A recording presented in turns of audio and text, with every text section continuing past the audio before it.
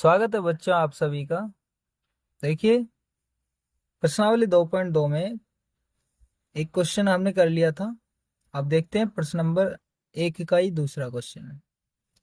देखिए, यहाँ पर एक दिया गया है, लेकिन एक को मत समझिए, यहाँ पर एक संख्या भी दी गई है। देखिए, 4 एकम 4। तो 4 के हिसाब से ही आपको 4 के गुणनखंड करने हैं। तो कैसे करोगे? 2 दूनी 4 और 2 और 2 4। तो गुणनखंड करने मैंने बता दिया है। तो अब हम थोड़ी सी स्पीड से करते हैं इस क्वेश्चन को कि 4s² माइनस के 2s और माइनस के 2s। जब माइनस में संख्याएं होती हैं तब जोड़ दी जाती हैं, लेकिन चिन्ह माइनस का होता है। और जब संख्याएं प्लस में होती हैं तब भी जोड़ दी जाती हैं, लेकिन उसमें संख्याओं में प्लस का साइन नहीं लगाते हैं, बीच में ही लगता है प्लस का साइन। और जब एक माइनस हो एक प्लस हो हमेशा संख्याएं घटती हैं। तो देखिए, इसको क्या कर रहा है, -4s को -2s इस रूप में लिख दिया है, यानी इसके टुकड़े कर दिए, गुणनखंड कर दिए, गुणा के टुकड़े। +1 बराबर 0। अब इन दोनों में देखिए कि 2s यहाँ है और इसमें भी 2s होगा, क्योंकि 2 दूनी 4, 4 में दो दो है छिपा हुआ और s आपको दिख रहा होगा। 2s इसमें से कॉमन ले लेंगे और इसे 4s² पूरा बनाने के लिए 2 की 2 से गुणा करेंगे। 2 दूनी 4, 4 कंप्लीट। s की s से गुणा करेंगे, s² कंप्लीट। ये तो हो गया। अब माइनस लगाया, माइनस लगाइए। 2s एकम 2s पूरा। अब माइनस है माइनस, यहाँ पर हमें 2s-1 बनाना है और यहाँ पर है 2s+1। तो एक ही लेंगे। क्यों? क्योंकि हमें यहाँ सबसे पहले 2s चाहिए। एक की अगर 2s से गुणा करेंगे तो 2s पूरा हो जाएगा। यहाँ प्लस है, माइनस यहाँ पर है, माइनस यहाँ लेंगे, माइनस और माइनस प्लस हो जाएगा। एक की एक से गुणा करेंगे, एक एकम एक बराबर 0। यहाँ पर पूरी संख्याएं हो गई, ये भी हो गया। आगे चलेंगे, 2s-1, 2s-1 और इन दोनों में से कोई सा एक लेंगे, क्योंकि ये सेम होते हैं, बराबर 0। देखिए, 2s-1 बराबर 0 रखेंगे, दोनों के बराबर 0, 2s-1 बराबर 0। अब करेंगे 2s बराबर -1 को इधर ले जाइए, प्लस का 1 हो जाएगा। और प्लस को एक संख्या को लिखते नहीं है, यानी प्लस को नहीं लिखते एक। और ये 2 इसके बटे में आ जाएगा, s बराबर क्या हो जाएगा 2, 1/2। तो ये भी ऐसे ही होएगा, 1 s बराबर 1/2। तो दोनों सेम लिख रही हैं, तो बोलोगे शून्य क्या हो जाएंगे? शून्य हो जाएंगे 1/2, 1/2। पहले आपने क्वेश्चन पढ़ा था, आप अपने साथ में बुक लेकर बैठिए। तो उसमें क्या कहा गया, सबसे पहले बहुपद के द्विघात बहुपद के शून्य ज्ञात करने हैं, फिर उसके बाद उनके गुणांक में योगफल और गुणांक में उनमें संबंध बताना है। ठीक है, तो शून्य तो हमने ज्ञात कर लिए ये वाले 1/2, 1/2। उसके बाद आगे चलते हैं, एक ही तरीके से करेंगे। तो बोलना है कि शून्यकों का योग बराबर, योग क्या होता है, अल्फा प्लस बीटा बराबर माइनस में एक्स का गुणांक बटे x² का गुणांक। ठीक है, आगे चलते हैं। अल्फा इसी को ही मान लेंगे अल्फा।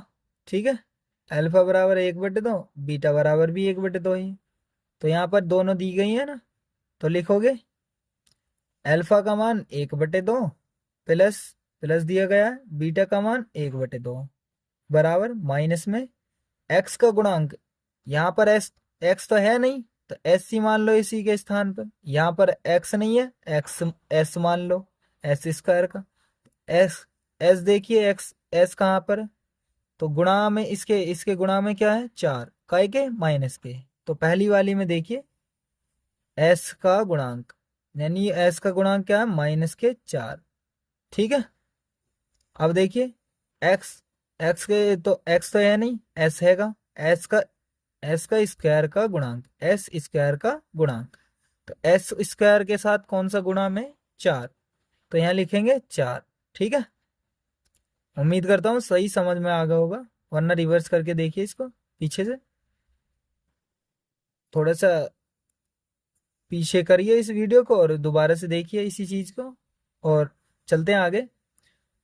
देखिए, दो दूनी चार, या तो एलसीएम करके कर लीजिए। देखिए, इन दोनों का नीचे का बेस बराबर है, दो लिख लेंगे इन दोनों में से एक, और ऊपर की संख्याओं को सेम लिख लेंगे।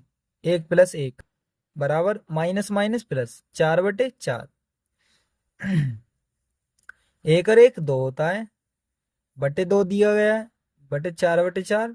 चार इससे काट दीजिए, दो एकम दो, चार एकम चार, दोनों आपस में बराबर है, तो ये भी इसकी शून्यकों में शून्यकों के योग की जांच कर ली गई है। अब देखिए शून्यकों का गुणनफल।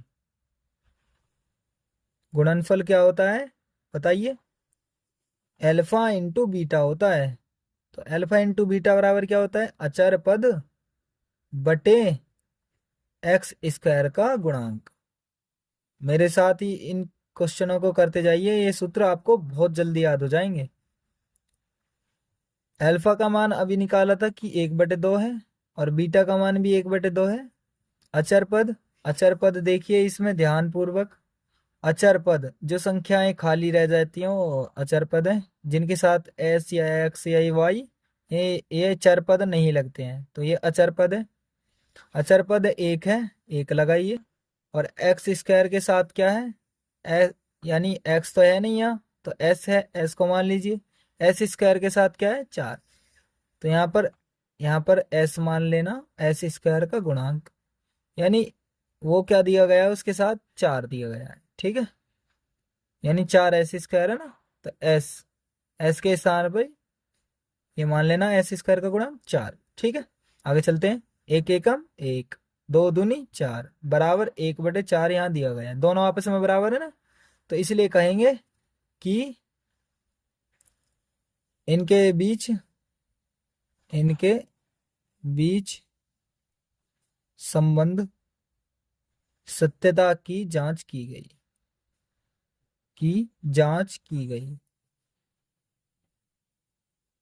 ये इसका आंसर हो चुका है, ठीक है। वीडियो कहीं पर भी अच्छी लगी हो आपको तो लाइक करें और अपने दोस्तों को शेयर करें, और इस चैनल पर नए हो तो सब्सक्राइब करें।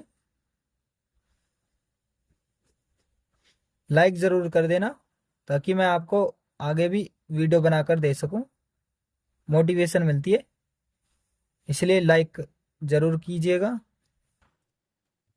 वीडियो को लाइक करने के लिए, शेयर करने के लिए और सब्सक्राइब करने के लिए आपका दिल से धन्यवाद।